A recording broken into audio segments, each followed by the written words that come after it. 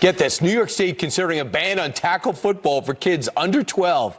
Is this the best way to actually burnish good kids? Is this like trying to put fear into children? Data showing that bike riding has led to almost double the number of youth head injuries as football, but parents are still growing more concerned. 48% say they'd encourage their child to play another sport other than football. Here with us right now with his take is former NFL player Chris Valletta, who played for the Tennessee Titans, New Orleans Saints, and Tampa Bay Buccaneers. Chris, so you didn't start playing until high school, but you have no problem with kids playing at 4, 5, 6, and 7. No problem whatsoever. Kids that young simply aren't moving fast enough. Their bodies aren't big enough. I think it teaches competitiveness. I think, banging up a little bit is actually good for their character and emotional development too. So are you worried about head injuries? Because it looks as though those parents are worried about it. Listen to this, 38% drop in 10 years of participants in football from the age 6 to 12 since 2008. 38% drop. That is tremendous. I think the concerns are justified, but I also think it's getting a lot of attention, and what gets the attention kind of gets blown up into this fear factor. The reality is that head injury rates are the same amongst boys sports as girls sports.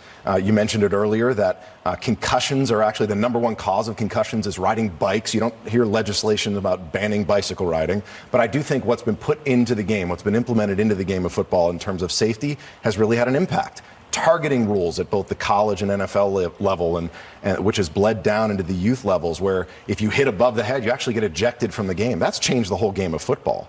But new programs, particularly like USA Football, which really has the development model for youth football, which is endorsed by the American Medical Association for Sports, is the model for youth sports. It teaches competitiveness, the right way to play, the safe way to play. It uses the right equipment. It has all the tips and tools and tricks in place to make sure the game is safe so the kids can have fun. Where's this start? Where did this come from? I mean, do you think it was some type of plot and plan to take down this sport, or do you think it's a legitimate concern? Oh, I think it's absolutely a legitimate concern. Their data shows that repeated blows to the head over a long period of time are actually going to cause damage. That's no big surprise, and I think we've seen some really dramatic incidences play out, particularly with some of the professional football players. I think what's important is to play the game safely and to follow the right model, like the USA Football model.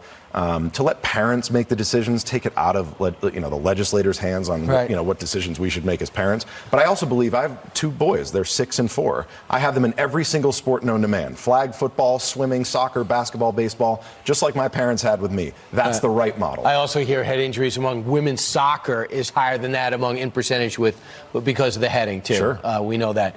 Chris, great to see you. Good to see you. Congratulations on your career too. So we'll see where this goes. New York continues to astound.